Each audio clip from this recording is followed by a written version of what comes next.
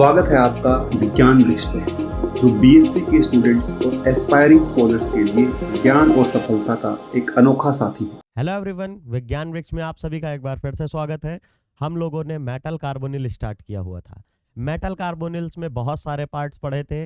सबसे पहला हमने देखा था what is metal carbonyl, introduction part देखा था, जहाँ पे मॉन्ट्स ने सबसे पहले 18 सेंचुरी में हमारा NiCO4 जो फर्स्ट हमारा मेटल कार्बोनिल कंपाउंड था उसको डेवलप किया था। देन उसके बाद हम लोगों ने और सारी चीज़ें पढ़ी। फिर उसके बाद हमने क्या देखा था, उनकी प्रिपरेशन देखी थी, जिनमें 4 मेथड पढ़े। उनमें सबसे मोस्ट इंपॉर्टेंट फर्स्ट मेथड था, that is direct method. Direct method में हम लेते थे मेटल, कोई भी मेटल लेते थे, उसको कार्बोनिल के साथ क्या करते, हीट करते थे और हमें उसका मेटल कार्बोनिल मिल जाता था। एग्जाम्पल, Na को लिया, CO लिया, हाई टेम्परेचर दिया और वहाँ NiCO4 बनते हुए दिखता था, जहाँ पे टेम्परेचर कोई बहुत ज़्यादा नहीं लेना पड़ता है, कभी कभी 50-60 डिग्री भी, कभी कभी 100 या 150 डिग्री लेना पड़ता है। It depend on the metal. उसके बाद सिमिलरली हमने और भी पढ़ी थी फोटोलिसिस, थर्मोलिसिस, जिनसे प्रिपेयर कर सकते थे, बट ये सबसे इंपॉर्टेंट था। उसके बाद हमने पढ़ा था प्रॉपर्टीज ऑफ मेटलो कार्बोनिल्स। तो मेटल कार्बोनिल की प्रॉपर्टीज में जो सबसे इंपॉर्टेंट रिएक्शन थी, that is displacement reaction. Displacement reaction में क्या होता है, जैसे हम लोग सब्स्टिट्यूशन रिएक्शन पढ़ते हैं, सिमिलरली वही होता है। वहां पे क्या होता है, हमारा कोई मेटल कार्बोनिल होगा, वहां पे हमारा कोई दूसरा लिगेंड आएगा। जैसे जब हम ऑर्गेनिक में सब्स्टिट्यूशन रिएक्शन पढ़ते हैं तो वहां क्या पढ़ते हैं, कोई न्यूक्लियोफाइल आएगा, वो अटैक करके रिप्लेस कर दे, मतलब वहां सब्स्टिट्यूशन रिएक्शन पढ़ते हैं। सिमिलर वही यहाँ पे भी होता है कि हमारा मेटल कार्बोनिल होगा, मान लीजिए क्रोमियम का है तो CrCO का होल 6 बनाएगा, वो तो हमारा मेटल कार्बोनिल है। अब उसको सब्स्टिट्यूशन करना है, डिस्प्लेसमेंट रिएक्शन शो करना है, तो वहां पर PPH3 मतलब हम ट्राइफेनाइल फॉस्फीन टाइप की, टर्शरी फॉस्फीन या ट्राइफेनाइल फॉस्फीन जिसको आप बोलते हो, उस तरह के स्पीसीज, पिरिडीन टाइप के स्पीसीज, एमाइन कोई भी जिनके पास लोन पेयर स्पीसीज होगी, वो क्या करेंगे, मेटल पे अटैक करेंगे। और ये जितनी भी मैंने नाम अभी लिए, इन सब ये कितने इलेक्ट्रॉन डोनर होते हैं, 2 इलेक्ट्रॉन डोनर होते हैं। तो जैसे ही मेटल के ऊपर 2 इलेक्ट्रॉन ऐड होंगे तो ऑलरेडी प्रेजेंट जितने इलेक्ट्रॉन है उनमें से 2 इलेक्ट्रॉन की स्पीसीज कोई निकलेगी और सारे के सारे CO है तो CO निकलेगा। एक CO हमारे 2 इलेक्ट्रॉन डोनेट करता है, इसीलिए जब एक लिगेंड जुड़ेगा तो हमारा एक ही CO जाएगा। मान लीजिए अगर कोई 2 हमारे पिरिडीन मॉलिक्यूल किसी कंपाउंड से लिंक होंगे आके तो 2 CO जाएंगे। सिमिलरली वो डिपेंड करता है हम कैसे एक्सेस में ले रहे हैं, कितना 1:1 की रेशियो में ले रहे हैं, क्या ले रहे हैं। तो ये थी इसकी इंपॉर्टेंट रिएक्शन। फिर हमने पढ़ा था कि कैसे मेटल कार्बोनिल की बॉन्डिंग होती है, वो सारा हमने डिटेल में पढ़ा था, थ्रू एमओटी भी समझा था। उसके बाद हम आगे बढ़ के बहुत सारी चीजें पढ़े थे उसकी, मेटल कार्बोनिल्स की। अब हम आ गए हैं कहाँ पे, मेटल कार्बोनिल का स्ट्रक्चर कैसा होगा, स्ट्रक्चर और बॉन्डिंग पढ़ लिए थे। कैसे वहां पे IR, एक और लेक्चर हम लोगों ने देखा था कि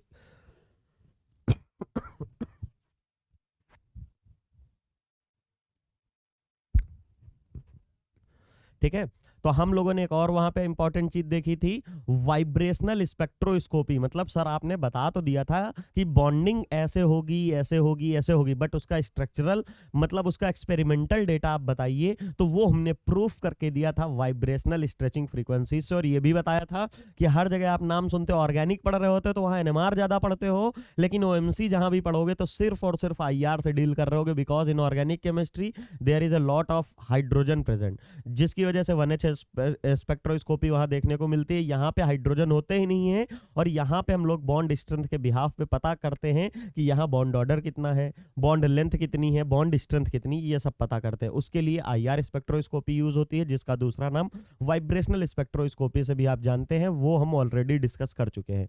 उसके बाद अब हम लोग उसी के बिहाफ पे और आगे बढ़ेंगे। अब हमने ये तो पढ़ लिया है कि स्ट्रक्चर और बॉन्डिंग ऐसे होगी, बैक बॉन्डिंग ऐसे होगी, या बैक डोनेशन मेटल्स ऐसे होगी, और ये हमने लास्ट में कंक्लूजन एक निकाला था कि सबसे ज्यादा किसकी होगी, फ्री CO की, दैट इज 2143 सेंटीमीटर इनवर्स। जो वैल्यू याद कराया था मैंने आपको, अभी एक जगह और है, वहां पे मैं लिख के दोबारा रिवीजन करा दूंगा कि जो स्ट्रेचिंग फ्रीक्वेंसी की वैल्यू थी, और एक आपको ऑर्डर बनाया था। अगर आपने लास्ट लेक्चर नहीं देखा है तो प्लीज जरूर देखिए, बहुत इंपॉर्टेंट लेक्चर है वो OMC का। और मैंने उसमें आपको एक कंक्लूजन दिया था जिनमें bond strength, bond length, bond order, stretching frequency, force constant के बीच में रिलेशनशिप हमने डिराइव करके दी थी, और वहां से ही हमने पूरे चैप्टर को या उस लेक्चर को कंक्लूड किया था। साथ ही साथ में वहां पे हमने स्ट्रेचिंग फ्रीक्वेंसी की वैल्यू बताई थी कि जो फ्री सीओ की है तो वो तो आपको बिल्कुल एक्यूरेट याद होनी चाहिए, 2143 मतलब 2143 सेंटीमीटर इनवर्स। उसके रिस्पेक्ट में ही हम पूरी कार्बोनिल केमिस्ट्री पढ़ते हैं, इसीलिए उसको याद होना कंपलसरी। वैसे एग्जाम में नहीं आ रहा है, बट अगर आपको याद होगा तो बेटर इंपैक्ट डालेगा। तो उसके रिस्पेक्ट में हम लोग ये देखते हैं कि जब भी कोई भी मेटल जुड़े, कैसा भी मेटल हो, तो वहां से बैक डोनेशन होने की वजह से 2143 से हमारी फ्रीक्वेंसी कम होने लगती थी, क्योंकि बॉन्ड वीक होने लगते थे। और बॉन्ड वीक होना मतलब फोर्स कांस्टेंट कम होना, स्ट्रेचिंग फ्रीक्वेंसी कम होना और बॉन्ड ऑर्डर कम होना, यही होता था। लेकिन वहां पे डिपेंड करता था कि मेटल कितना ज्यादा बैक डोनेट कर रहा है, उस पर भी डिपेंड कर रहा था। तो एक तो फ्री सीओ है जिसकी सबसे ज्यादा होगी, मेटल के जुड़ने से कम तो हो जाएगी, बट कितनी कम होगी वो डिपेंड करेगा मेटल पे। मेटल अगर न्यूट्रल है तो नॉर्मल कम होगी, लेकिन अगर मेटल ऑलरेडी निगेटिव चार्ज है, मतलब उसके पास हाई इलेक्ट्रॉन डेंसिटी हो गई, निगेटिव चार्ज जिसके पास खुद की इलेक्ट्रॉन डेंसिटी प्लस कहीं और से भी उसने एक्स्ट्रा लिया है जो उसका खुद का नहीं है, जिसको हम निगेटिव चार्ज से रिप्रेजेंट करते हैं, वो अगर होगी तो वो तो फिर बहुत ज्यादा भर भर के उसके एंटी बॉन्डिंग में देगी। तो उसकी वजह से जो डिक्रीज होता है ना, वो बहुत ज्यादा चला आता है, मतलब 1700 के आसपास तक हमारी स्ट्रेचिंग फ्रीक्वेंसी पहुंच जाती है। जबकि ओरिजिनल जो होती है, जो फ्री सीओ की होती है, वो होती है 2143 सेंटीमीटर इनवर्स। वाइल अगर आपका न्यूट्रल ना होके पॉजिटिव, मतलब हमारे ही पास डिफिशियंसी हो, तो फिर वो न्यूट्रल से ज्यादा हो जाती है थोड़ी सी। बैक डोनेशन उसमें पॉजिटिव वाले में भी होती है, बट उतनी मतलब बहुत नेग्लेजिबल होती है, न्यूट्रल से भी कम होती है, क्योंकि न्यूट्रल वाले में तो खुद की तो इलेक्ट्रॉन डेंसिटी है, लेकिन जिसके ऊपर पॉजिटिव चार्ज है उसने अपना भी एक इलेक्ट्रॉन दे रखा है। जो न्यूट्रल वाले होते हैं उनके खुद के होते हैं इलेक्ट्रॉन्स, लेकिन जो निगेटिव चार्ज वाले होते हैं उनके खुद के होते हैं प्लस किसी और के भी होते हैं। मतलब दो मान लीजिए खुद के इलेक्ट्रॉन है और एक उसने खुद के बाहर से लिया, तो 3 इलेक्ट्रॉन हो गए।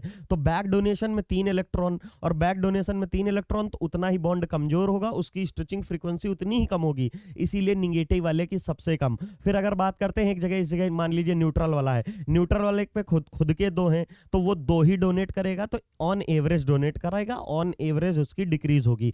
फिर बात आती है पॉजिटिव वाले की। अगर हम पॉजिटिव वाले की बात करें, हमारे 2 थे, उनमें भी एक इलेक्ट्रॉन बाहर चला गया, अब बचा सिर्फ और सिर्फ एक इलेक्ट्रॉन। अगर वो बैक डोनेशन करने जाएगा तो वो सबसे कम करेगा, और सबसे कम करेगा तो उसकी जो स्ट्रेचिंग फ्रीक्वेंसी कम हो रही है वो सबसे कम होगी। सबसे कम मतलब उसके कंपैरिजन में जो डिक्रीज हुआ होगा वो सबसे कम होगा। इसीलिए देखे थे कि जब पॉजिटिव वाले लिंक होते थे तो फ्री सीओ की जो होती है 2143, और जो पॉजिटिव वाले मेटल के साथ लिंक होते थे उनकी 2000 के आसपास। मतलब सिर्फ और सिर्फ बहुत ही small difference, that is 50 centimetres का इनवर्स का डिफरेंस आता था। जबकि न्यूट्रल वाले केस में लगभग 100 से 200 का डिक्रीज आता था, while in case of negative metals हमारा लगभग 300 से 400 तक के भी डिक्रीज देखने को मिलते थे। ये सारा लास्ट लेक्चर का कंक्लूजन आज हम देखेंगे। उसी के बिहाफ पे कौन सा स्ट्रक्चर ऑफ मोनोन्यूक्लियर कॉम्प्लेक्सेस, और फिर आएगा मोनो के बाद आएगा बाई न्यूक्लियर, फिर ट्राई न्यूक्लियर, फिर टेट्रा न्यूक्लियर। न्यूक्लियर का मतलब यहां है मेटल के नंबर से, एक मेटल होगा तो मोनो, 2 होंगे तो बाई, 3 होंगे तो ट्राई, 4 होगा तो टेट्रा। अब यहाँ पे उसी की हम बात करेंगे आपके सामने। इसमें ज्यादातर चीजें आपको माइंड में रखनी पड़ेंगी, बिकॉज ये सारा कैसे पता चलेगा यहाँ पे बॉन्डिंग में कैसे है वो आपको याद रखना पड़ेगा। कैसे भी मैं समझाऊंगा आपको। यहाँ पे mononuclear metal carbonyl have all terminal CO groups. अब बताइए, याद करिए, मैंने आपको बताया था ब्रिज की डिफिनेशन क्या होगी। आप जानते हैं ब्रिज कहाँ बनेगा, किन्हीं 2 पॉइंटों को लिंक करने वाली जो स्पीसीज होती है, कुछ भी है तो उसको हम ब्रिज का नाम देते हैं। जब पुल उल बनता है, कहीं ब्रिज ओरिजिनल में होता है किसी रिवर के ऊपर से, तो एक इस तरफ की हमारा कुछ जमीन है, एक इस साइड की है, तो उनको कनेक्शन करने के लिए, उनको कनेक्ट करने के लिए जो हम बनाते हैं उसको आप पुल या ब्रिज बोल देते हो। तो सिमिलरली यहां पर भी जब 2 मेटल को कनेक्ट करने के लिए जो हमारा एक लिगेंड होगा उसको हम ब्रिजिंग लिगेंड बोलेंगे। और सबसे इंपॉर्टेंट चीज क्या है कि ब्रिजिंग लिगेंड तो हमेशा तभी होगा जब 2 स्पीसीज होंगी। अगर मान लीजिए नदी जो बाइफरकेट करके निकल जाती वहां से, मतलब बीच से, अगर वो ना हो और पूरी रोड हमारी पहले से ही लिंक हो तो उसमें कैसे ब्रिज बनेगा। सिमिलरली अगर मेटल ही एक हो तो किसके साथ बनेगा ब्रिज। इसका मतलब जो मोनो न्यूक्लियर कार्बोनिल्स हैं जिनमें सिर्फ और सिर्फ एक मेटल है, उनमें ब्रिजिंग कभी नहीं होगी। शायद ये कॉन्सेप्ट आपको समझ में आ गया होगा। Mono nuclear metal carbonyl have all terminal CO groups. Terminal मतलब सिर्फ यहां पे मेटल है, अगर यहां पे मेटल है, मान लीजिए ये मेटल है तो यहाँ पे CO हो जाएगा, यहाँ पे सिर्फ और CO होगा। फिर they have a simple geometry namely tetrahedral, trigonal pyramidal and trigonal bipyramidal and octahedral. मतलब इनकी सिंपल जियोमेट्री है, केमिकल बॉन्डिंग में टेट्राहेड्रल, ट्रायगोनल बाइपिरामिडल, ऑक्टाहेड्रल, ये सब पढ़ चुके हैं। कोऑर्डिनेशन नंबर 4 के करस्पॉन्डिंग आपको टेट्राहेड्रल देखने को मिलेगी। ये है आपकी टेट्राहेड्रल जियोमेट्री, लिख देता हूं यहाँ पे मैं, टेट्राहेड्रल। ये है कैसा स्ट्रक्चर, ये टेट्राहेड्रल है। और ये कैसा दिख रहा है, देखिए ध्यान से, ये तो हमारा कैसा है, ट्रायगोनल है और बाय पिरामिडल, मतलब इस ये तो ट्रायगोनल हो गया। और ये देखिए अगर इस इतने पार्ट को इमेजिन करिए तो कैसा हुआ, ये पिरामिड की तरह दिख रहा है। तो एक पिरामिड ऊपर हो गया और हमारा एक पिरामिड यहाँ पे नीचे हो जाएगा, ये लीजिए ऐसे हो गया। तो एक पिरामिड ऊपर से और एक पिरामिड नीचे से, इसलिए ट्रायगोनल बाई पिरामिडल हो गया, जिसको आप TBP भी बोलते हो। और ये हमारा कैसे हैं, ये दोनों के दोनों स्ट्रक्चर हमारे ऑक्टाहेड्रल हैं, ऑक्टाहेड्रल जियोमेट्री शो कर रहे हैं। फॉर एग्जाम्पल हेक्साकार्बोनिल कौन सा, VCO6, 6 के करस्पॉन्डिंग क्या होता है, ऑक्टाहेड्रल, 5 के करस्पॉन्डिंग TBP होती है। अब कहेंगे सर 5 के करस्पॉन्डिंग जो होती है वो स्क्वायर पिरामिडल भी होती है, वो केमिकल बॉन्डिंग में होती है और बहुत कम ही कॉम्प्लेक्स में स्टेबल होती है। मेटल कार्बोनिल में आपको हमेशा TBP देखने को मिलेगी। साथ में आप यहाँ पे देखेंगे कि जो 4 कोऑर्डिनेशन नंबर है वहाँ पे हमको टेट्राहेड्रल देखने को मिल रही है। जो हमारे हेक्सा कोऑर्डिनेटेड हैं, VCO का होल 6 जो कि कॉम्प्लेक्स है, और MCO का होल 6 मतलब वेनेडियम का कोई कॉम्प्लेक्स है। और याद रखिएगा वेनेडियम का जो कॉम्प्लेक्स होता है इसके ऊपर निगेटिव चार्ज होता है, ठीक है, इसके ऊपर निगेटिव चार्ज होता है। MCO का होल 6 जो कॉम्प्लेक्स दिया गया है ये, अब M क्या है, M हो सकता है आपका क्रोमियम, मॉलिब्डेनम, टंगस्टन, क्योंकि ये तीनों एक ही फैमिली के हैं और इनके पास सबके पास D इलेक्ट्रॉन जो होते हैं 6 होते हैं। अब आप कहेंगे सर 24 होती कन्फिगरेशन, तो इसकी इलेक्ट्रॉनिक कन्फिगरेशन तो D4 होती है, जो है D4 होती है, लेकिन 4 तो खुद के और 2 S वाले होते हैं। वो वाले 2 S जो होते हैं इसी में काउंट किए जाते हैं।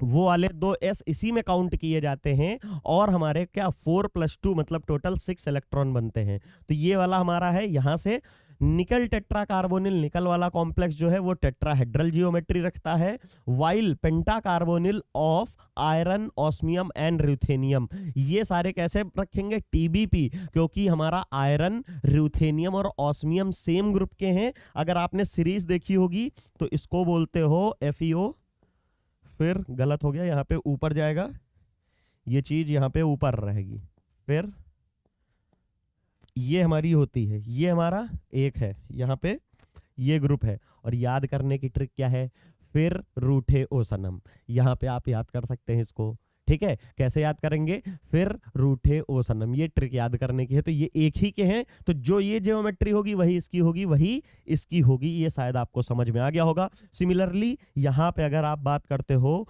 क्रोमियम की, तो ये है, और इसकी भी ट्रिक है, इसके लिए भी आप ट्रिक से इसको याद कर सकते हैं। कैसे याद कर सकते हैं, करोड़ मोती वाली, करोड़ मोती वाली, this is the trick for this family, and इसके लिए मैंने आपको बता दिया है। फिर रूठे ओ सनम, शायद ये याद आपको याद होगा। D ब्लॉक पढ़ाऊंगा तो आपको पूरी D ब्लॉक की एकदम ऐसे निंजा टेक्निक जो होती है ना, निंजा टेक्निक बताऊंगा, याद हो जाएंगे। यहां से आप याद कर सकते हैं। ऐसे आपके सामने कॉम्प्लेक्स है, ये हेक्सा कोऑर्डिनेटेड है, ऑक्टाहेड्रल है, यहाँ तो वेनेडियम लिख भी दिया है। यहाँ पे हमारा क्या है, यहाँ पे मेटल लिख सकते हैं। अब मेटल जो है वो मेटल हमारा कुछ भी हो सकता है, क्रोमियम, मॉलिब्डेनम और टंगस्टन, करोड़ मोती वाली बता दिया है। और यहाँ पे हमारा ये है। अब इस मेटल में क्या हो सकता है, इसमें हमारे Fe, कौन से, FeRuOS, मतलब फिर रूठे ओ सनम, ये ट्रिक है याद करने की। और ये वाला टेट्राहेड्रल है आपके सामने ये जियोमेट्री है। तो हमारा ये मोनोन्यूक्लियर का था, जहां पर हमारा एक न्यूट्रल, मतलब हमारा एक न्यूक्लियस था, जिसको मेटल बोलते हो आप यहाँ। अब बात आती है बाई न्यूक्लियर, जहां से मेन शुरू होगा, वो तो बहुत आसान है। अब यहाँ हमको कैसे याद करना है, यहाँ क्योंकि ब्रिजिंग का भी कॉन्सेप्ट आएगा, क्योंकि 2 मेटल आ गए तो उनको लिंकिंग करने के लिए मेटल मेटल बॉन्ड भी आएंगे और ब्रिजिंग वाले में आएंगे। पीछे वाले में ना ही कभी ब्रिजिंग हो सकता है और ना ही कभी इसमें मेटल मेटल बॉन्ड होगा। कभी नहीं हो सकता, बिकॉज मेटल मेटल बॉन्ड होने के लिए एटलीस्ट 2 मेटल तो होने चाहिए, लेकिन मोनोन्यूक्लियर कॉम्प्लेक्स का नाम ही मोनोन्यूक्लियर है, उसमें एक ही मेटल है तो दूसरा मेटल है नहीं, तो मेटल मेटल बॉन्ड कैसे बनेगा। साथ ही में ब्रिजिंग होने के लिए किन्हीं 2 चीजों को होना कंपलसरी है, तभी तो उनको लिंकिंग किया जाएगा, लेकिन यहाँ एक ही मेटल होता है, इसलिए मोनोन्यूक्लियर के लिए अगर आपसे कोई पूछे तो आप उसको बता सकते हैं, in mononuclear carbonyl complexes there is no metal metal bond as well as there is no bridging atoms और ब्रिजिंग लिगेंड। सिंपल सा है, आपके पास अब आ रहा है ब्रिजिंग वाला, मतलब बाई न्यूक्लियर वाला, जो कि थोड़ा इंपॉर्टेंट भी है। यहाँ पे some of the important binuclear carbonyl are shown, हम लोग नीचे बनाए हुए डायग्राम में, ये रहा, यहाँ पे सारे बना रखा हूँ, इसको एक्सप्लेन करना है। These carbonyl shows metal metal and bridging bonding. पीछे में हमने अभी कहीं पे ना ही मेटल मेटल बॉन्ड की बात की ना ही ब्रिजिंग की, सिर्फ ये बता रहे थे नहीं होगी, लेकिन अब यहाँ पे होगी। डिपेंड कहाँ करेगा, वो मेटल पे डिपेंड करेगा कैसा है। In case of a dimanganese, manganese क्या होता है, Mn, डाई मैंगनीज बोल रहा है मतलब 2 Mn, ठीक है। डाई मैंगनीज डेका कार्बोनिल, जब OMC शुरू किए तो बताया था डेका वर्ड होता है 10 के लिए, तो डेका और कार्बोनिल मतलब CO, तो Mn2CO10, शायद ये आपको समझ में आ गया होगा क्या है ये, Mn2CO10 ये हमारा है, ठीक है। There is a only metal metal bonding, no bridging carbonyl are there, मतलब Mn2CO5 का जब आप स्ट्रक्चर देखने जाते हैं तो वहां पे सिर्फ आपको मेटल मेटल बॉन्ड देखने को मिलते हैं, ब्रिजिंग कार्बोनिल नहीं देखने को मिलते। और ये रहा हमारा Mn का स्ट्रक्चर, और ये हमारे यहाँ पे सिर्फ और सिर्फ Mn नहीं, यहाँ पे टेक्नीशियम और कौन, रेनियम भी हो सकता है, और इसकी भी मैं ट्रिक बता दूं, इसका क्या है, MnTCr, मन तक रे, ये आप इसको आप याद कर सकते हैं ट्रिक से, ठीक है। क्या, मन तक रे, दिस इज द ट्रिक, याद रखिएगा, मन तक रे। यहाँ पे जो भी मेटल है, मैंगनीज है, तो वहां पे जो मैंगनीज कर सकता है वही टेक्नीशियम, वही रेनियम, बिकॉज सेम इनके डी इलेक्ट्रॉन होते हैं। पीछे वाले केस में यहाँ पे क्रोमियम मोलिब्डेनम टंगस्टन के सेम D6 कॉन्फ़िगरेशन होते हैं। सिमिलरली Fe के केस में Fe Ru और OS, मतलब फिर रूठे ओ सनम करोड़ मोती वाली, और इस वाले में हमारा मन तक रे, ये है, आप यहाँ से याद कर सकते हैं। साथ में each metal atom has an octahedral arrangement of CO group, ये कह रहा ऑक्टाहेड्रल का अरेंजमेंट होता है, तो चलिए देखते हैं। ऑक्टाहेड्रल में तो हमने पढ़ा था, ऑक्टाहेड्रल के लिए पढ़ा था क्या, 6 कोऑर्डिनेशन नंबर होना चाहिए। अब ध्यान से देखिए, ये हो गया 1, ये 2, ये 3, ये 4, ये 5, ये 5 किसके, अगर दूसरे कलर से मैं दिखा दूं तो ज्यादा बेटर रहेगा। ये लीजिए, यहाँ पे मैं इससे दिखा देता हूं, 1 2 3 4 5 5 तो ये हो गया, और ये जो है ये 6th बॉन्ड हो गया। तो मेटल ने कितने बॉन्ड टोटल सिग्मा बनाए, 6 बनाए, और 6 के करस्पॉन्डिंग जियोमेट्री क्या बनती है, ऑक्टाहेड्रल बनती है। तो इसीलिए बोला है कि जो CO ग्रुप है वो ऑक्टाहेड्रल पोजीशंस में है। द स्ट्रक्चर ऑफ Mn2CO का होल 10 मैंने यहां बना दिया, Mn की जगह टेक्नीशियम या रेनियम भी ले सकते हो आप। साथ में some of the binuclear carbonyl complexes also having bridging, मतलब in addition to metal metal bond, मतलब मेटल बॉन्ड तो है, बट CO ग्रुप भी कहां पे आ जाएंगे, ब्रिजिंग में। और ब्रिजिंग क्या होती है, देखिए ये मेटल है और एक ये मेटल है, तो इसमें ये CO इसको और इसको लिंक कर रहा होगा, दैट इज योर ब्रिजिंग। तो यहां से हम देखेंगे कैसे, लेकिन इंपॉर्टेंट चीज क्या है, याद रखिएगा कि जब हमारा कोई ब्रिजिंग होगी तो इसका मतलब वहां मेटल मेटल बॉन्ड होगा, लेकिन मेटल मेटल बॉन्ड होगा तो जरूरी नहीं है कि ब्रिजिंग हो। क्यों, वो भी मैं समझाऊंगा, क्योंकि मेटल मेटल बॉन्ड की वजह से ये CO आसानी से यहां पे रहेगा। नहीं तो अगर खाली CO होगा, खाली एक CO लिगेंड होगा, तो वो क्या होगा, स्ट्रेच हो रहा होगा। मान लो मैं हूं, एक इधर से किसी को पकड़ लूं, एक इधर से पकड़ लूं, और ताकतवर है, मेटल है, तो क्या करेंगे, खींच लेंगे, तो यहां पे स्ट्रेच लगेगा, मतलब ये क्या होगा, टूट सकता है। इसीलिए जब भी CO ग्रुप लिंक होंगे एज ए ब्रिजिंग, यहां पे एज ए ब्रिज जब बनाना होगा इसमें, तो जब भी ब्रिज बनाना होगा तो वहां नीचे पहले मेटल मेटल बॉन्ड होगा, तो जो खींचने वाली चीज होंगी, मतलब हम यहां से पहले से ही टाइट हो जाएंगे इसको। यहां जो ओपन खींचने वाले स्पीसीज हैं उनको पहले ही एक फिक्स पोजीशन पे रख लिया जाएगा कि वहां पे ज्यादा स्ट्रेच ना लगे, नहीं तो हमारा कार्बोनिल टूट जाएगा। ये शायद आपको समझ में आया होगा कि मेटल मेटल बॉन्ड प्रेजेंट होगा तो CO तो प्रेजेंट हो सकता है, लेकिन अगर CO प्रेजेंट है तो ये जरूरी नहीं, मतलब यहाँ पे मेटल मेटल बॉन्ड अकेले भी प्रेजेंट हो सकता है, लेकिन CO बॉन्ड अकेले नहीं प्रेजेंट हो सकता है, क्योंकि स्ट्रेच हो जाएगा और खिंच जाएगा, और वहां पे टूटने की वो ज्यादा चांसेस होते हैं। द इंपॉर्टेंट एग्जांपल्स जो हैं, Fe2CO9 साथ में ऑस्मियम OS2CO9, क्योंकि अभी थोड़ी देर पहले ही बताया था कि जैसे हमें Fe का दिखेगा स्ट्रक्चर वैसा ही हमें ऑस्मियम का दिखेगा, या मतलब उसी तरह की, क्योंकि उसी ग्रुप का ही है, उसी सेम फैमिली से है तो सेम स्ट्रक्चर दिखेगा। फिर है CO2 CO का होलेट, आपके सामने ये सारे स्ट्रक्चर हैं। आप कहेंगे सर इसमें जब सेम के हैं तो कैसे डिफरेंस आया, मैं आपको बताऊं, थोड़ा पीछे ध्यान दीजिए कि Fe के बाद है रूथेनियम, Fe के बाद है रूथेनियम, देन है ऑस्मियम। ऑस्मियम है 5D का एलिमेंट और वहां पे हो जाता है खूब बड़ा सा। जो मेटल होता है, जब छोटे से मेटल है, यहाँ पे क्या है, ये मेटल बहुत छोटा सा है, इसको अगर आप देखेंगे तो ये सिर्फ और सिर्फ इतना ही बड़ा है, और यहाँ पे इनके बीच में ब्रिजिंग होना आसान है, इनके बीच में ब्रिजिंग होना आसान है। मैंने यहाँ पे बनाया नहीं है उस हिसाब से, नहीं तो अगर आप सोचिए तो यहाँ पे कुछ इस टाइप का दिखेगा आपको।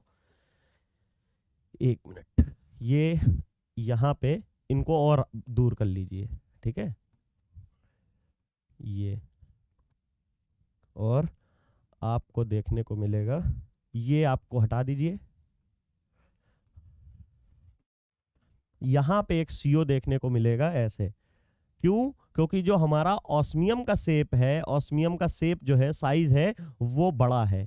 क्योंकि जो हमारा Fe है वो कहाँ का है, Fe 3D का है। फिर हमारा रूथेनियम किसका होता है, रूथेनियम 4D का होता है, और ऑस्मियम आते आते 5D होता है। सिमिलर ज्यादातर केसेस में क्या देखने को मिलता है कि नीचे तो ब्रिजिंग होती ही नहीं है, अगर होगी भी तो कम हो जाएगी, क्योंकि इनकी ये तो पास पास में है, जो वीक वाले होंगे वो भी बना लेंगे, इसमें बहुत कम ब्रिजिंग होती है। जो नीचे जैसे ही बढ़ेंगे आगे भी है, जैसे जैसे नीचे बढ़ते जाएंगे तो इसके कंपैरिजन में इसका साइज बढ़ेगा, एक साइज, इसका भी साइज बढ़ेगा, तो ये दूर अपार्ट हो जाएंगे, मतलब फार अपार्ट होंगे, तो उसकी वजह से यहाँ ब्रिजिंग होना डिफिकल्ट हो जाएगा। अगर कोई दो चीजें पास है तो इनके बीच में लिंकिंग करना आसान है। अगर मान लीजिए एक यहां पुल बनना है तो उसके बीच की डिस्टेंस, जो नदी है, अगर छोटी सी नदी है तो बहुत जल्दी से उसके ऊपर ब्रिज बन जाएगा। लेकिन अगर सोचिए जो नदी है उसका डायामीटर 1-1.5 किलोमीटर हो, बनने का तो उस पर भी बन जाएगा, कोई बहुत बड़ी बात नहीं, लेकिन उसके लिए बहुत ज्यादा टाइम, बहुत ज्यादा पैसा और बहुत दिक्कतें झेलनी पड़ेंगी। सिमिलरली जब हमारा 3D का मेटल होता है, छोटा सा होता है, तो उस पर ब्रिजिंग करनी आसान है, लेकिन जैसे ही ये साइज बहुत बड़ा हो जाएगा इनका मेटल का, तो इनकी ऊपर पे जो कार्बोनिल है वो ब्रिजिंग नहीं कर पाता है। इसमें तो फिर भी कर रहा है, लेकिन और बहुत सारे कॉम्प्लेक्स आपको ऐसे देखने को मिलेंगे जहां पे ऊपर के अर्ली मेटल्स में, मतलब 3D में तो आपको देखने को मिलेगा। अरे यार,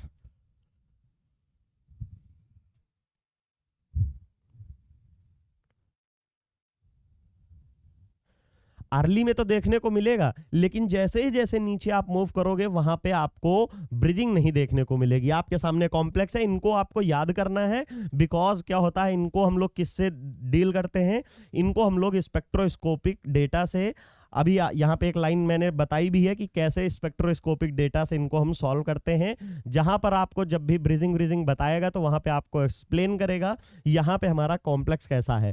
Fe के केस में 3 ब्रिजिंग होती हैं, इसमें 2 ब्रिजिंग होती हैं, और यहाँ आप कहेंगे सर एक ही में अब 2 बता दिए। चलिए ठीक है, इसमें तो कॉन्सेप्ट समझ में आ गया कि यहाँ पे हमारा छोटा मेटल था, 3D का था, ये 5D का हो गया, साइज बढ़ने से ब्रिजिंग कम हो गई, पूरा कॉन्सेप्ट आपने समझा दिया, ठीक है। लेकिन अब एक ही मेटल है, सेम कॉम्प्लेक्स है, सेम नंबर ऑफ हमारे साइड लिगेंड हैं और सेम ही लिगेंड है, तो क्यों यहाँ पे 2 तरह की जियोमेट्री दिख रही हैं? तो बच्चों बता दूं, ये है सॉलिड फॉर्म, ये जो है ये सॉलिड है, इसको बोलोगे सॉलिड CO2 CO8, और ये कुछ नहीं, ये कैटालिस्ट है। आपके अभी सिलेबस में नहीं, मास्टर्स में आपके आएगा, ये हाइड्रोफॉर्माइलेशन रिएक्शन का एक कैटालिस्ट होता है। सिमिलरली जिसमें एक भी नहीं है, ये कौन सी फॉर्म में है, ये हमारा लिक्विड की फॉर्म में है, या इसको आप सोल्यूशन फॉर्म बोलोगे, CO2 CO का होलेट, ये हमारा यहां से आया है, समझिए, ठीक है। तो ये जब सॉलिड फॉर्म में होगा तो क्लोज पैकिंग होती है। आपको पता है सॉलिड्स में पैकिंग पढ़ते हो, hexagonal packing, cubic packing, face, और बहुत सारी डिफरेंट टाइप की पैकिंग्स पढ़ते हो। वही है कि वहां पे सॉलिड में क्या होता है, जो हमारे पार्टिकल्स होते हैं वो बहुत क्लोजली पैक होते हैं। क्लोजली पैक हो गएंगे, बात वही आ गई कि जैसे जैसे ये पास होंगे तो ब्रिजिंग करना आसान होगी, और ये बहुत दूर हो गए, बड़े हो गए ड्यू टू द साइज। ये 3D का था तो यहाँ ब्रीजिंग हुई, ये 5D के साइज बड़े हो गए इसलिए यहाँ ब्रीजिंग कम हुई। वही कॉन्सेप्ट यहाँ in the solid particles are very close to each other, close होंगे तो यहाँ ब्रिजिंग करनी आसान होगी और ब्रिजिंग हो भी जाएगी। लेकिन इन द लिक्विड पार्ट और सॉल्यूशन फेज वहां क्या होता है, हमारे पार्टिकल मूव करने लगते हैं, दूर हो जाते हैं, वाइब्रेशंस हो जाती, तो ये दूर हो जाएंगे और दूर होंगे तो इसी तरह यहाँ भी तो दूरी की वजह से नहीं बना, सिमिलरली यहाँ पर भी हमारे जितने भी ब्रिजिंग थे वो टूट के कहाँ आ जाएंगे, टर्मिनल पोजीशन पे हो जाएंगे। दो था और दोनों के दोनों टर्मिनल पे चले गए। अब इसका एक्सप्लेनेशन करने से पहले आपको समझा दें, विज्ञान वृक्ष आपके लिए लाया है फुल सेमेस्टर और रिकॉर्डेड कोर्स। आपके सेमेस्टर आप किसी भी इंडिया की किसी भी यूनिवर्सिटी में पढ़ रहे होंगे तो वहाँ पे आपके यूनिवर्सिटी के कॉलेज के अकॉर्डिंग जो आपका यूनिट वाइज टॉपिक है ऑर्गेनिक इनऑर्गेनिक फिजिकल का, उसका फुल रिकॉर्डेड कंटेंट विज्ञान वृक्ष आपको प्रोवाइड करता है।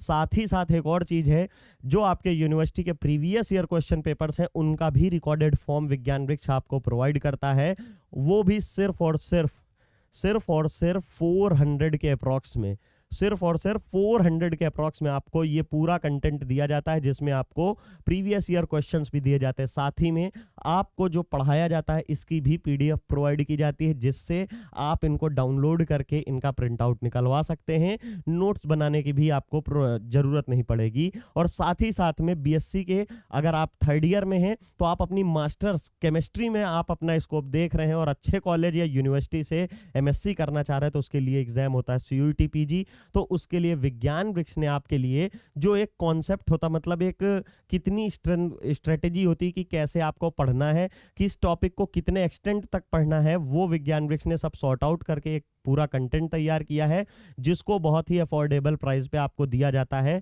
और आप वहां से अपनी तैयारी कर सकते हैं MSc के एंट्रेंस एग्जाम के लिए, जिससे आप किसी भी इंडिया की अच्छी यूनिवर्सिटी या कॉलेज से आप अपनी MSc परस्यू कर सके। साथ ही साथ में आप में से कई बच्चों का सपना होता है IIT में जाने का या NIIT में जाने का, तो उससे क्या है, IIT JAM नाम का एग्जाम है जिसको आपको देना पड़ता है।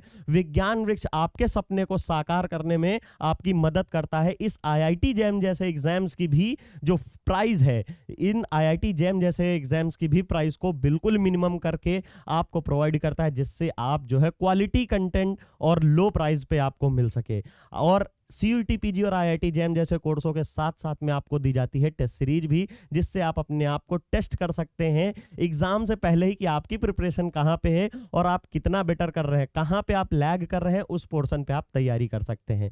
साथ ही में जो बच्चे मास्टर्स में हैं या मास्टर कर चुके हैं तो उनके लिए एग्जाम है IIT GATE और CSIR NET जैसे इंपॉर्टेंट।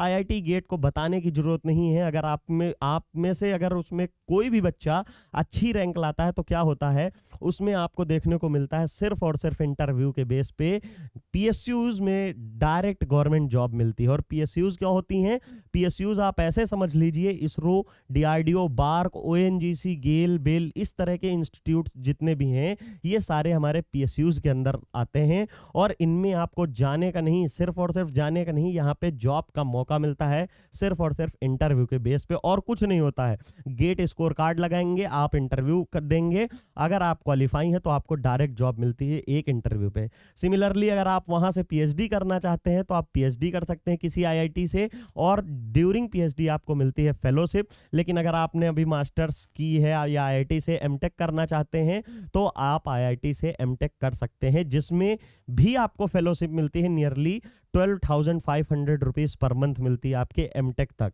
साथ ही साथ में जो बच्चे अपना प्रोफेशन टीचिंग का समझ रहे हैं कि टीचिंग करनी है उन्हें, या अपना कैरियर टीचिंग में बनाना चाहते हैं, तो उनके लिए CSIR NET जो एग्ज़ाम होता है वो मोस्ट इंपॉर्टेंट होता है।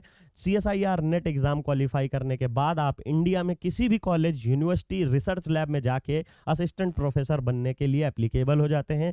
साथ ही साथ में अगर आपने CSIR NET के साथ में GRF क्वालिफाई किया है तो आप किसी भी इंस्टीट्यूट में जाके अगर PhD के लिए इनरोल करते हैं तो आपको 35 से 40,000 रुपीज़ पर मंथ मिलना शुरू हो जाता है। आप खुद सोचिए, सिर्फ और सिर्फ एक एग्जाम क्रैक करिए, 35,000 to 40,000 रुपीज़ पर मंथ मिलता है, वो भी कॉन्टिन्यूअस 5 ईयर तक। मतलब थ्रू आउट योर PhD लगभग आपको 35,000 to 40,000 रुपए मिलते हैं, और जिससे से आप अपनी पढ़ाई को कंटिन्यू कर सकते हैं और उसमें जो भी कंटेंट होगा सब आपको गवर्नमेंट ऑफ इंडिया की तरफ से प्रोवाइड किया जाता है। तो आप अभी जाइए विज्ञान वृक्ष पे, और जिस भी अभी आप जहां पे लाई कर रहे हैं, बीएससी में हैं तो सीयूईटी, पीजी, आईआईटी जैम और फुल सेमेस्टर कोर्स जैसे परचेज करिए।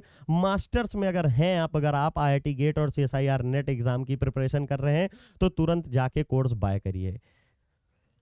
तो यहाँ पे हम लोगों ने देख लिया कैसे कैसे स्ट्रक्चर थे, एफईसीओ वाला देख लिया, ऑस्मियम वाला देख लिया, साथ में हम लोगों ने कार्बन कोबाल्ट वाला देखा कि सॉलिड फॉर्म में कैसा होता है और लिक्विड फॉर्म या सोल्यूशन फेज में कैसा होता है, उसका एक्सप्लेनेशन यहाँ है। In case of Fe2CO9 there are 3 bridging CO, पीछे डायग्राम में देखा है, placed symmetrically and around the FeFe bond. FeFe bond क्या है? ये मेटल मेटल बॉन्ड ही हमारा FeFe बॉन्ड है। फिर क्या है, whereas in case of osmium OS2CO का whole line there is only 1 bridging CO group. क्योंकि साइज बढ़ गया, यही हमने अभी आपको समझाया था, वो यहाँ पे मैंने थियरी में लिख दिया कि Fe वाले में इसमें क्या है, यहाँ पे तो 3 ब्रिजिंग है, ये देखिए डायग्राम में बनाया है, यहाँ पे 1 2 3 येलो कलर से, डिफरेंट कलर से भी हैं, 3 ब्रिजिंग है लेकिन सिमिलर है, ये सारे मेटल एक ही ग्रुप से हैं, उसके बावजूद इसमें हमारा एक ही कार्बोनिल जो है वो ब्रिजिंग पे है। क्यों है? क्योंकि साइज बढ़ गया, ब्रिजिंग टेंडेंसी डिक्रीज हो जाती है, सिंपल सा है। यहाँ पे है in infrared spectral studies help show the presence of bridging. इसको मोस्ट इंपॉर्टेंट लाइन लगा दीजिए क्योंकि आपको कई बार डाउट आएगा और आपका आंसर यही होगा।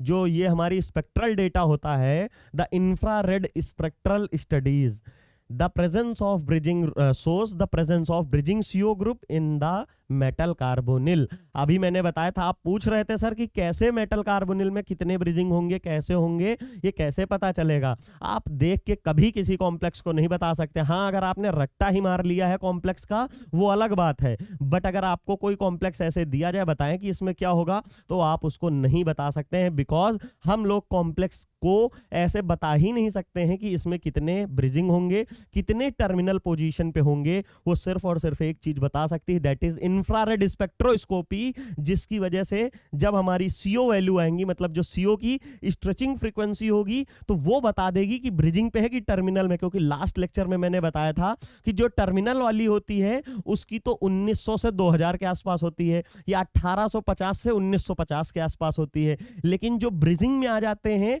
और ब्रिजिंग में 2-2 मेटल बैक डोनेट करते थे, 2-2 मेटल बैक डोनेट करेंगे, बॉन्ड ऑर्डर, बॉन्ड डिस्टेंस ये सब कम होती थी, बहुत ज्यादा कम हो जाती थी, इसलिए वो हमारे 1750 से 1850 पहुंच जाते थे। मतलब 2143 जो प्योर वाली थी तो वो वहां से घट के एकदम से 1700 पे आते थे। लेकिन अगर टर्मिनल वाला होगा तो 2143 से आके वो 1800 या 1850 के आसपास आता है। तो ये क्या बता रहा है कि टर्मिनल पे है कि ब्रिजिंग पे है। तो कहां से पता चला? ये IR की स्ट्रेचिंग फ्रीक्वेंसी वैल्यू से। तो आपको IR की स्ट्रेचिंग फ्रीक्वेंसी वैल्यू देंगे तभी आप बता सकते हैं, ऐसे नहीं। हाँ, दूसरा मेथड मैंने बताया कि आप कुछ 10-15 कॉम्प्लेक्स ही होते हैं जिनका बार बार पूछा जाता है, आप उनका रट्टा लगा लीजिए, फिर वो आपके ऊपर डिपेंड कर रहा है। लेकिन नहीं तो इंफ्रारेड स्पेक्ट्रोस्कोपी की वैल्यू के अलावा अगर आपको ऐसे पूछा जाए तो आप नहीं बता सकते हैं, ठीक है। The CO stretching frequencies of bridging group is lower than the terminal CO group. मैंने अभी जस्ट बताया कि ब्रिजिंग वाले की कम होती है, क्योंकि ब्रिजिंग वाला का केस क्या होता है, MCO, यहां से 2 लिंकिंग, ये भी इलेक्ट्रॉन इसके उल्टा डाल देगा इसमें बैक बॉन्डिंग एंटी बॉन्डिंग में, और यहां पे क्या है, सिर्फ और सिर्फ एक मेटल देगा एंटी बॉन्डिंग में। तो इसका बॉन्ड ऑर्डर तो और कम होगा, 3 से 2 से भी कम हो जाएगा। तो इसका मतलब इसकी स्ट्रेचिंग फ्रीक्वेंसी कम होगी। इसका पूरा डिटेल लेक्चर मैंने बताया था कि कैसे बैक डोनेशन से इलेक्ट्रॉन डेंसिटी ज्यादा जाती है, जितना ज्यादा बढ़ाओगे उसकी वजह से बॉन्ड ऑर्डर कम और स्ट्रेचिंग वैल्यूज कम होंगी, वही है। फॉर एग्जाम्पल भी यहां लिया है। For example the terminal CO in the CO8, जो टर्मिनल मतलब हमने अभी पीछे वाला कोबाल्ट पढ़ा, dicobalt octacarbonyl complex, उसमें जो टर्मिनल वाले हैं, देखिए यहाँ पे 2 ब्रिजिंग थे, इस वाले की बात हो रही है कि यहाँ पे 2 ब्रिजिंग ग्रुप है, तो इसमें जो टर्मिनल वाली है इसको बोलते हैं टर्मिनल पे, देखिए। और ये वाला क्या है, 2 मेटल के लिंकिंग में है, तो ये ब्रिजिंग वाला है। तो यहां पे बोला गया है कि इसकी कितनी आई है, देखिए 2000। रियल में फ्री CO की कितनी थी? फ्री CO की होती है, फ्री CO की कितनी होती है, 2143।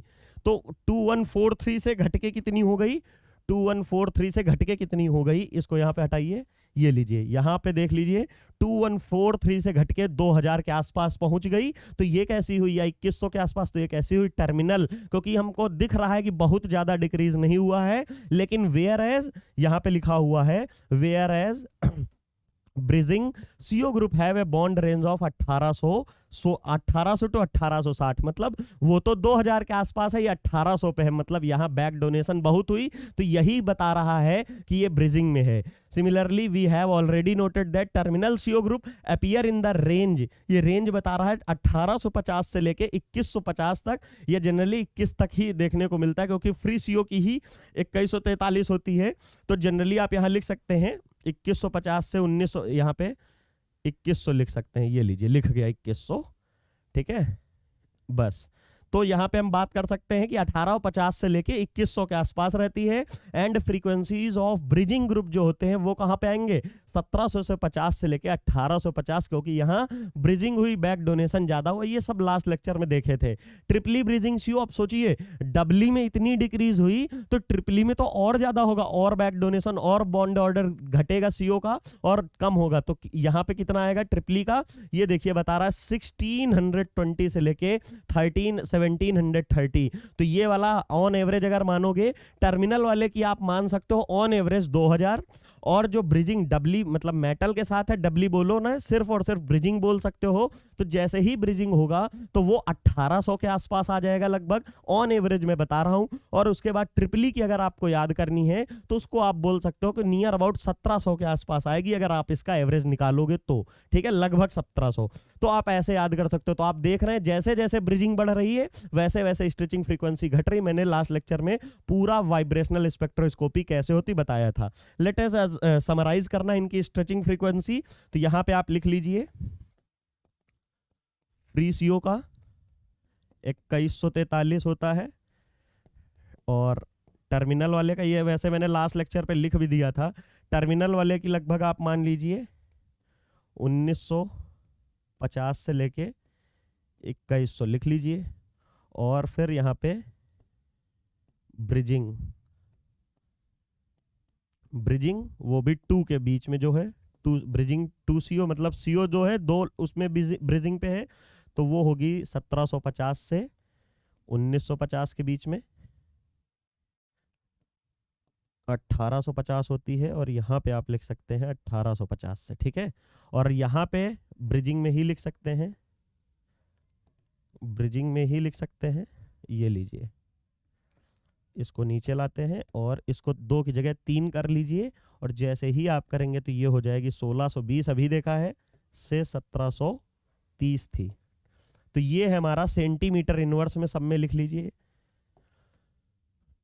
तो ये होती हमारा कंक्लूजन है किसका, स्ट्रेचिंग फ्रीक्वेंसीज का। सारे यहां से हम डिसाइड कर सकते हैं कि हमारे टर्मिनल पे हैं कि ब्रिजिंग में है या कहां पे है, यहां से था। अब हम बात करते हैं सीओ वाले ग्रुप की, जो कि बता रहे थे binuclear cobalt carbonyl have a 2 structure which are in equilibrium with each other.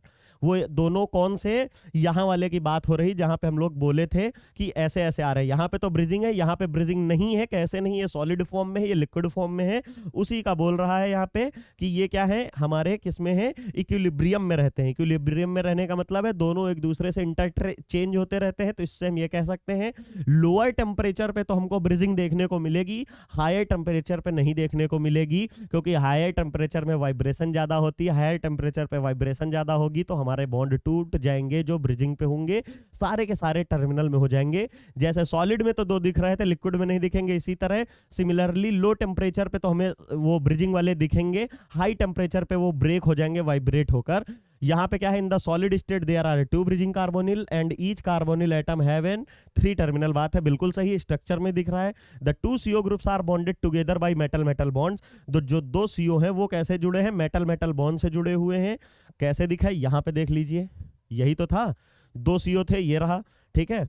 और उसके बाद है हमारा द सोल्यूशन, वही सोल्यूशन वाला CO2 CO8 has a CO CO bond, उसमें मेटल मेटल बॉन्ड तो है, and each CO atom is bonded with an 4 terminal. याद रखिएगा कितने, 4 टर्मिनल है वहां पे। यहां पे कितने हैं टर्मिनल, यहां 3 टर्मिनल है। क्यों? क्योंकि यहाँ पे कैसे थे, दो तो ब्रिजिंग कार्बोनिल थे, यहाँ पे लेकिन क्या है, ब्रिजिंग कार्बोनिल एब्सेंट होंगे। Although the bridging CO groups में be written in the ketonic form yet are rarely display, उनको हम दिखा नहीं सकते हैं। The bonding in the bridging carbonyl groups में be regarded as 2 electron 3 centre. तो आप खुद ही देख लीजिए कि हमारा क्या होता है, कार्बोनिल कितने इलेक्ट्रॉन डोनेट करता है, कार्बोनिल इलेक्ट्रॉन हमेशा डोनेट करता है 2, तो यहां 2 इलेक्ट्रॉन डोनेट कर रहा है, लेकिन यहां सेंटर कितने हैं, 3 हैं। देखिए ये शायद आपको दिख जाएगा, ये हमारा कैसा है, 2 इलेक्ट्रॉन सेंटर दिख रहा है, 2 इलेक्ट्रॉन सेंटर है, लेकिन यहाँ पे सेंटर कितने हैं, 3 हैं। ये लीजिए, देखिए 1 2 3 सेंटर दिख रहे हैं, ये कोबाल्ट ये कार्बोनिल, लेकिन इलेक्ट्रॉन कितने कार्बोनिल देगा, वो तो 2 ही देगा। इसलिए इसको हम बोल रहे हैं कि ये हमारा 3 सेंटर 2 इलेक्ट्रॉन सिस्टम है, 3 सेंटर 2 इलेक्ट्रॉन सिस्टम है। चलिए इसके आगे क्या था हमारा, वो भी हम देख लेते हैं। फिर हमारा है यहाँ पे the bonding in the bridging हो गया है। It is important to note bridging occur in the conjugation with metal metal bond. मतलब ब्रिजिंग जो है कब होगी, कॉन्जुगेशन में, मतलब मेटल मेटल बॉन्ड होगा तब हमारा ब्रिजिंग होगी। The carbon monoxide bridge in the absence of a metal metal bonds are not stable. अभी जो बोल रहा था कि अगर मेटल मेटल बॉन्ड है तो कार्बोनिल तो बन सकता है ब्रिजिंग में आसानी से, लेकिन in carbon monoxide in absence of metal metal bonds are unstable. मतलब मेटल और मेटल के बीच में अगर बॉन्ड नहीं है तो जो कार्बोनिल हमारा टर्मिनल जा रहा है ना, वो स्टेबल नहीं होगा। क्यों? क्योंकि वही चीज बताया, स्ट्रेच होने लगता है, और स्ट्रेच होने की वजह से ही टूट रहा था, इसीलिए वो अनस्टेबल होते हैं। अब हमारा आएगा try nuclear complexes. Try nuclear complexes में क्या है, stability of CO group depends upon the size of metal atom. मैंने पहले ही बताया था, छोटा साइज होगा तो ब्रिजिंग बनेगी, और जैसे जैसे 3D से 4D 4D से 5D जाएंगे तो ब्रिजिंग कम होगी। क्यों? क्योंकि साइज बड़े बड़े हो जाएंगे, और उनमें CO ग्रुप लिंक होगा तो उनको बड़ा स्ट्रेच फील हो रहा होगा, वो टूट रहा होगा, मतलब कार्बन और ऑक्सीजन एकदम ही टूट रहा होगा, इसलिए वो बॉन्डिंग ही नहीं करते। कहते भैया हमें नहीं टूटना, हम टर्मिनल पे ही सही हैं। इसीलिए जैसे जैसे साइज बढ़ता था, ऑस्मियम के केस में अभी मैंने देखा है कि आयरन 3D का था, आयरन 3D का था, इसलिए यहां पे देखिए 3 ब्रिजिंग में है, लेकिन ऑस्मियम 5D है, बॉन्ड बहुत जाता, तो एक CO ने कहा चलो कर लेते हैं, लेकिन यहां ब्रिजिंग डिक्रीज हुई है। सिमिलरली जब इसकी बात करते हैं तो वही यहां पे भी साइज के साथ डिक्रीज होगा। Large size metal atom tend to destabilize CO bridges. जो बड़े साइज के होते हैं वो, जो इनकी क्या होती है, ब्रिजिंग टेंडेंसी है, उनको डीस्टेबलाइज करते हैं। और मैं बार बार रिपीट करता हूं, दुनिया का कोई भी चीज हो, कोई भी आदमी हो, कुछ भी हो, सब स्टेबल होना चाहते हैं, डीस्टेबल तो कोई होना ही नहीं चाहता है। किसी भी तरह हर अलग अलग वो प्रयास करता है अपने आप को स्टेबल होने के लिए, लेकिन ये यहाँ पे डीस्टेबलाइज करेगा तो कहेगा मैं रहूंगा ही नहीं। और तुरंत क्या है, यहाँ पे देखो ब्रिजिंग में दिख रहा है, 2 मैंने ब्रिजिंग व्हाइट वाले दिखाए, लेकिन इसमें कोई ब्रिजिंग नहीं, सारे के सारे टर्मिनल है। क्यों? क्योंकि यहाँ डीस्टेबलाइज हो रहे थे। And shows greater preference for non bridging structure. वहां पे एक बचा जा रहा था, रीजन भी था क्योंकि बैक डोनेशन जो हो रही थी कम है, लेकिन यहां अगर होगा तो 3 मेटल हैं और बैक डोनेशन बहुत ज्यादा कर देंगे, इसलिए यहां पे बिल्कुल एक भी नहीं बचता है। In words relative, other words में हम क्या कह सकते हैं, relative stability of non bridge structure increases. Relative, फिर से पढ़िएगा, relative stability of non bridges, मतलब ये वाले स्ट्रक्चर की बात हो रही है, increases as the size increases along a group. मतलब जहां पर ब्रिज नहीं है वो कौन से होंगे, और वो उनकी स्टेबिलिटी कहां होगी, जैसे जैसे साइज बढ़ेगा। मतलब ओवरऑल ये कहना चाह रहा है, जैसे जैसे साइज बढ़ेगा ब्रिजिंग नहीं देखने को मिलेगी। सिंपल सी चीज है, कठिन लैंग्वेज में लिख दिया है, ये आसान सा मैंने आपको बना के दिखा दिया है। ये स्ट्रक्चर है, छोटा है, इसलिए इसमें 2 मेटल हमारे, मतलब 2 ग्रुप जो है CO ब्रिजिंग कर रहे हैं, लेकिन यहां नहीं करेंगे। और मैं फिर कह रहा हूं, आपको इसको या तो याद करना पड़ेगा, या तो एग्जाम में वो खुद ही IR की वैल्यू बताएगा कि वो ब्रिजिंग पे है CO ग्रुप की नहीं है। और मैंने सारी IR की वैल्यू आपके सामने यहां पे लिख दी है चार्ट के फॉर्मेट में, इसको आप याद रखेंगे। पिछले क्लास में भी दिया था, वो एग्जैक्ट था, ये हमने रफ आइडिया याद करने के लिए आपको दे दिया है। बेटर होगा आप वो वाला लेक्चर देख के वहां से याद कर ले। यहां पे है टेट्रा न्यूक्लियर कार्बोनिल, वही सिमिलर चीज है, बस मेटल बढ़ाते जा रहे हैं। The important tetranuclear carbonyl possesses the formula M4CO का होल 12। M4CO का होल 12 जो होता है, यहां पे कौन सा हो सकता है, M, कोबाल्ट, RH और IR। अगर इसको आप बोलते हो तो मैंने बताया है, ट्रिक से बता देता हूं, तो ये भी कौन रहेगा, आयरलैंड। याद रख लीजिए, ये ट्रिक है आपके लिए, कौन रहेगा, आयरलैंड। कोबाल्ट, RH, इरिडियम, मतलब कोबाल्ट, रोहोडियम, इरिडियम, कौन रहेगा, आयरलैंड। ये आपके लिए ट्रिक है याद करने के लिए। सेम उसके हैं, तो जो इनका पैटर्न मतलब जितने इलेक्ट्रॉन और जितने CO ग्रुप से ये लिंक होंगे उतने से ये होंगे। डिफरेंस क्या आएगा, स्ट्रक्चर से आएगा, कि मतलब यहाँ पे हमारे ब्रिजिंग में है वहां पे नहीं होंगे, क्योंकि जैसे जैसे साइज बढ़ता है, और आपको बताया था जैसे जैसे साइज बढ़ता है वैसे वैसे हमारी ब्रिजिंग कम होती है। सिमिलरली दे हैंड हेड C4, ये है tetrahedral arrangement of 4 metal atom. मतलब जो मेटल एटम है, अगर आप ध्यान से देखेंगे 1 2 3 4, इन्होंने कितने bond, 1 2 3 4 5 6 total. Metal metal bond कितने हैं, 6 हैं। अगर आप ध्यान से देखेंगे तो आपको दिखेगा यहां पर, अगर आपको तो क्लियर कट दिख रहा है, देख लीजिए यहां पे आपको अगर देखेंगे एक बार, ये लीजिए मैं दिखा देता हूं, 1 2 3 4 5 6 मेटल मेटल बॉन्ड आपको देखने को मिल रहे हैं। ये 6 मेटल मेटल बॉन्ड जो है, मतलब मेटल जो अरेंज है वो टेट्राहेड्रल जियोमेट्री में अरेंज होते हैं। CO12 CO12 जो होता है, CO4 CO12 have 3 triangular faces. Triangular faces कुछ और नहीं, ये जो आपको देखने को मिल रहा है 1, ये हो गई एक ट्रायंगुलर फेस, फिर ये 2 ट्रायंगुलर फेस, और दूसरे कलर से अगर मैं दिखा दूं तो तीसरी ट्रायंगुलर फेस ये है। तो 1 2 3 ट्रायंगुलर फेसेस आपको देखने को बोल रहा है। ये लीजिए ये ट्रायंगुलर फेसेस आपको देखने को मिलेंगी 3, ये लीजिए 3 है, एक ऊपर एक 2 3, तो 3 होने का मतलब यहाँ 3 ब्रिजिंग है, वही हमारा एग्जांपल है। The 4th triangular face is occupied by MCO। MCO3 group कौन सा है, ये देखिए यहाँ पे ये वाला तो हमारी ट्रायंगुलर फेस कैसी है, MCO3 के साथ है, और कैसे है, MCO2 के साथ है। ऊपर वाली लाइन में यही बताया गया है कि MCO2 कितने हैं, 3 है, देखिए MCO2, लेकिन ये MCO3 है। और 3 ट्रायंगुलर फेसेस होने का मतलब यहाँ पे क्या है, 3 ब्रिजिंग दी गई है। Similarly the 4th triangular face is occupied by ये, और यहाँ पे इंपॉर्टेंट है, ये हमारा कॉम्प्लेक्स जो है इरिडियम का 4, जो टेट्रा इरिडियम और डोडेका कार्बोनिल, 12 को बोलते हैं dodeca carbonyl, there is a no bridging and structure is symmetrical with 4 IrCO3। याद रखिए IrCO3 करके 4 स्ट्रक्चर दिख रहे हैं, and is an regular tetrahedron. और इसमें क्यों नहीं ब्रिजिंग हुई, क्योंकि साइज इंक्रीज हो गया। सिंपल सा पूरे मेटल कार्बोनिल का यही हमारा फैक्ट रहा है। यहां से आप डिसाइड कर सकते हैं कि कैसे हमारे कौन से ब्रिजिंग पे होंगे, कौन से नहीं होंगे। उसके अलावा हमने सारे स्ट्रक्चर्स देख लिए। अगर आप याद कर सकते हो तो याद कर लीजिए, नहीं तो IR के बेसिस पे आप डिफाइन कर सकते हो। उसके अलावा इसका कोई ऑप्शन नहीं है। Thank you so much.